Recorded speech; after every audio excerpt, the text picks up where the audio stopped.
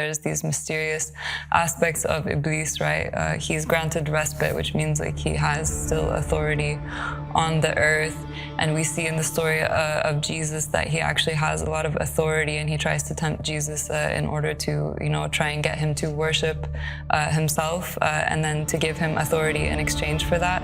And then there's also that strange story in the book of Job where Satan is still ascending to the heavenly realms, and God, it's clear in his interactions with God that actually he has authority on earth to sort of do what he wills with Job, and we see that he's able to have a lot of influence on his story. He's able to afflict him with diseases. He's able to do all kinds of things to him in order to test him. So it's clear that in this earthly world, this physical reality that we live in, Iblis or Satan, he has a lot of power and he has a lot of influence.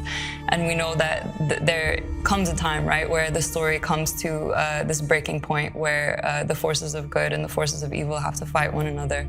And it seems that that's the moment that we are living in. Exactly, and that's the promised moment. The promised moment in Judaism, Christianity, and Islam.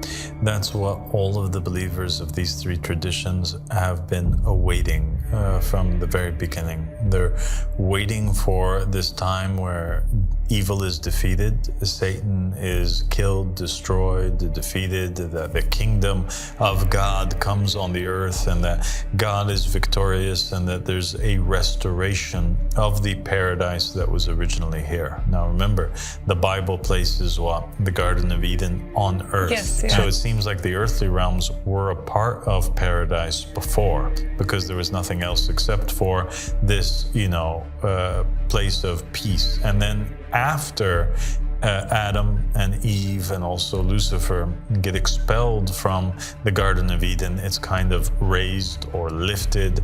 The earth is transformed and it becomes more like a hell than it was a Garden of Eden. And so when the forces of good, and whether in Christianity it's the second coming of Christ, or in Islam the coming of the Mahdi, or in Judaism the coming of the Messiah, the end result is the same in the narratives of these three religions, and that is that God defeats Satan, the Messiah defeats Satan, the Mahdi defeats Satan, and that, the Lord is victorious, and that the earths turn once again into a paradise, or the Garden of Eden is restored.